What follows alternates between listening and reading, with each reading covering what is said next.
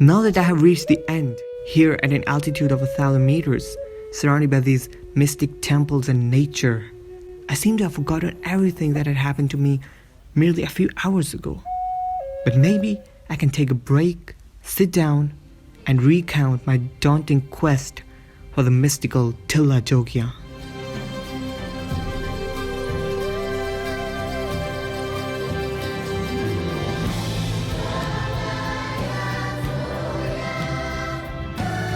It began, of course, with in 5 minutes, I have to drive for 2 hours, hike for 1.5. This was my first mistake of the day. I underestimated almost everything, as you'll see. My second mistake was to pack every useless item on the list and not water. But luckily, I was not alone on this trip and my friends brought along 3 whole liters of it. The plan was simple. I would bring the car, my friend Ali would arrange a place to park it, and my second friend Hasib would reserve the rest house on top.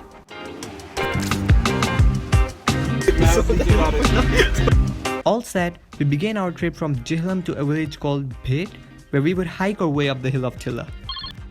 We drove through a quiet road, surrounded by lush green fields and a distant view of our destination, but at this point, had no idea about what was coming.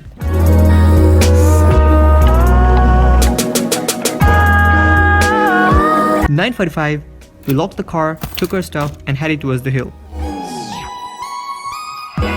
On our way, we met a local who showed us the starting point, but gave us only one advice: stay on the path. Immediately, I had a flashback from The Hobbit. You must stay on the path. Do not leave it. If you do, you'll never find it again. But we brushed it off, cause it was fiction. And that's exactly what happened. We left the path.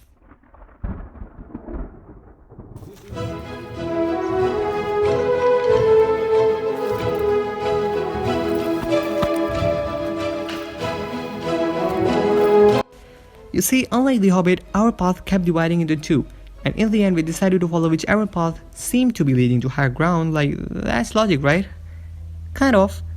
But seems like this logic didn't really work for us.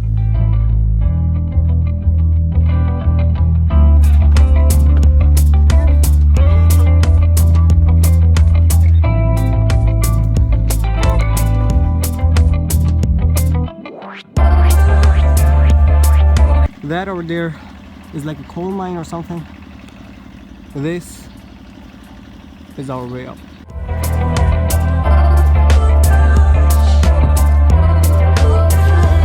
Till now, the hike had been practically a walk in the park. Enjoyed the view, took some shots, kept moving, but suddenly, thunder clapped, and the next thing we knew was that we were standing under the clear sky without umbrellas and a possibly slippery track ahead. This is supposed to be our shelter.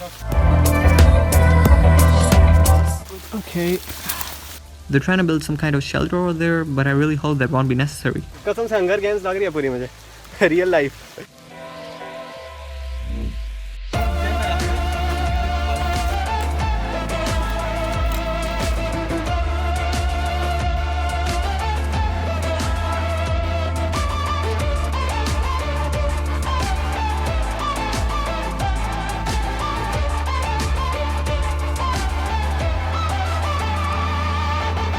Now after 2 hours, we finally understood something was wrong. We were still at a medium height and it was 30 minutes above our total estimated time. We couldn't see the top and didn't know how much of the journey was left. I can't see shit from here. We kept moving, of course, but over time it became super frustrating, depressing, and ultimately my motivation started to die because I didn't know where I was going. It had been 3 hours of hiking now, but there was not a sign of the top. I kept going because I couldn't stop now and certainly could not give up at this point. But my legs did.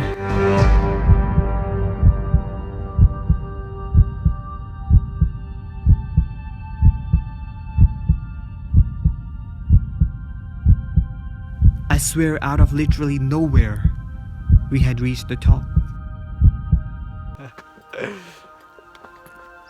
And we're at the rest house. Finally, motherfucker.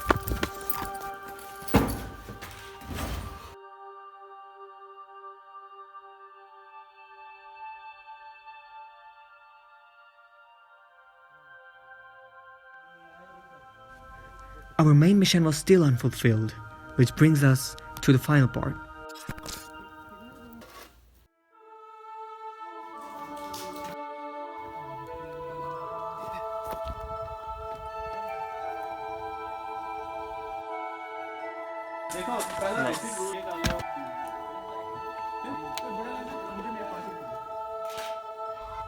Tilla Jogia still stands strong, the main structures at least. The temples, the pool, the columns. I read somewhere that the forest is reclaiming the temples, and it's quite correct. A lot of smaller structures, if you look around, they've been reclaimed by the growing forest. And there's so much bliss in here. Follow me. Now the question is, was the hike worth it? Is Tilla worth visiting? Absolutely. Just stay on the damn path.